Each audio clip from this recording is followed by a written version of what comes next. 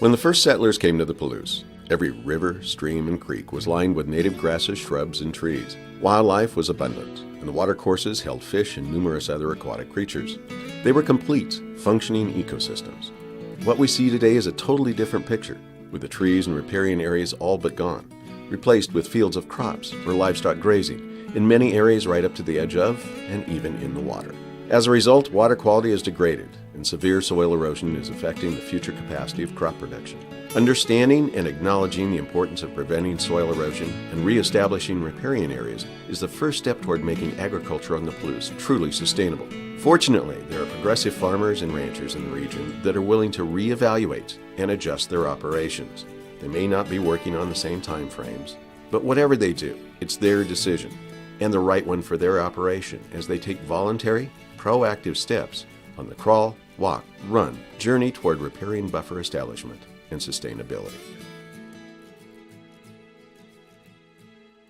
It was sink or swim, and we knew that the Department of Ecology was going around to different cattle ranches, and it just made me really think about what can we do to be proactive instead of reactive. That's why I went to the Conservation District. I had a visit with Dan. As far as what we want to do and get this program going, working with your Conservation District is the most important thing. We've got a low bank in parts of the creek, over 400 yards at least, where we have flooding issues, and we don't want to go in and disturb the creek itself, but we do want to dig the bank out, establish some type of a dike, and then plant it back to grass, possibly plant some trees in there and put it back into kind of a riparian area. You want as much ground as possible for your cows or grain and hay, but 35 feet is what we're kind of shooting for. If we have to, I know there's some spots where we're going to end up with 50, maybe 100 feet taken out. It's just whatever's going to make it easier to fence for us, especially since we're doing cows. Other than that, I'd just like to stick in that 35 to 50 foot range. Don't want to take as much money from the government as we can. We like to do it on our own. That way we do have some say-so in it. But at the same time, I am starting to look at some of these programs, especially the EQIP program, planting some trees and kind of rehabilitating the habitat that was once here. We do have a spring here. At one time, somebody had run pipe to it. I don't know without diving into it right away what we're going to run into, but it is a possibility of developing that if it's not considered a wetland. I would like some access to the creek just in case of emergency. We do have one designated area here that we'd like to keep as a place for cows to water, but I'd also wouldn't be opposed to sinking some wells in, putting in some solar-powered pumps. I think that's a pretty good way of watering the cows also. We've got a place on the Palouse River and Rock Creek we're going to have some issues with, I'm sure, down the road. I'd like to see, some of the old springs that are there developed. Get the cows pretty much off the river is my goal. I know it's a source of good water for those cattle, but it's an unnecessary source with these springs that we have and the potential to develop others. As far as Rock Creek goes, we're going to keep alfalfa along the edge of that and keep the buffer that's there already. Some of the older ranchers that are around, I see them having a problem with change. You're going to have to develop these systems, work with your conservation district, do what you can to move on and get past that idea that, well, this is mine and this is how Dad did it 100 years ago and this is the way I'm going to keep doing it. We got to evolve. That's what agriculture is about. Look at the crops we're raising now. We've increased our bushels, we've increased our hay, and we've increased our cows by doing some of the newer technologies that are out there. And this is just another tool, although it's a mandatory tool in a lot of ways, but it is a tool that I see that guys can utilize. We took this farm over, 3 or 4 years ago. It was completely conventional tillage and had a lot of erosion issues. So we started kind of from scratch saying, how do we want to proceed through grass buffers or getting trees on highly erodible areas or riparian zones around streams. So we've kind of taken the slow approach the last couple years. We've gotten a lot of trees in some of the steeper ground and stopped some of that erosion from our eyebrows. And our next steps will be looking around the creek beds and trying to get some of that erosion stopped, along with some of the seepage of fertilizer and chemical. Erosion was a big issue here when we started. That was the start of the process, but For me, in a no-till situation, I try and keep the erosion to a minimum anyway, but to stop the erosion on the places that we're not farming, or how can we control the erosion in an event like we had this last spring where I think everything eroded because of the frozen ground and the rainfall and the snow, but the majority of it was just erosion control and taking out unproductive areas. The plan is to put a buffer zone between the crop and the streams, and I can tell you prior to us taking this farm over, it was rounded up along all string banks and we had erosion to the max. So our plan is to kind of make it a smoother contour and come out 35 to 50 feet and make a buffer around those.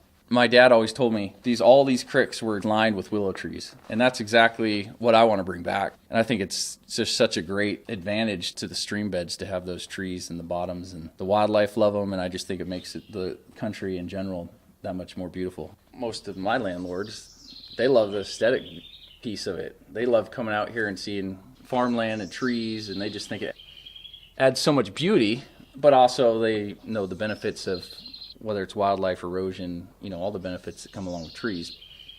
They're 100% behind it.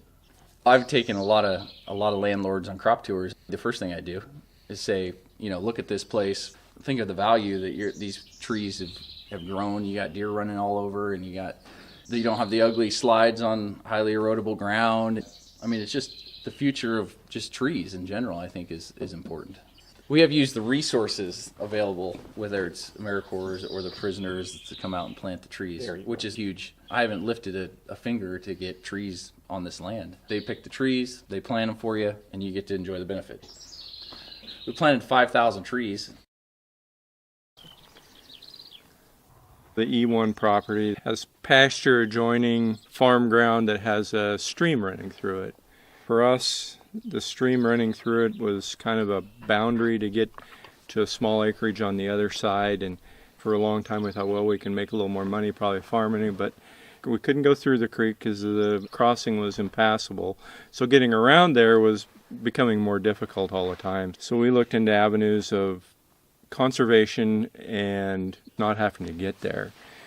So we looked into the program and found it fit two needs. One, in the farm ground, we could buffer the creek, and so we put grass on both sides of the creek, but our property went too far away from the creek, so we put a little wildlife habitat in the north side of the creek along with the buffer. And then you go down the stream and you're in pasture ground, and we keep our cows out of the water as much as we can where it's feasible without too much, if the water isn't too far away, if there's a way to get water to the cows.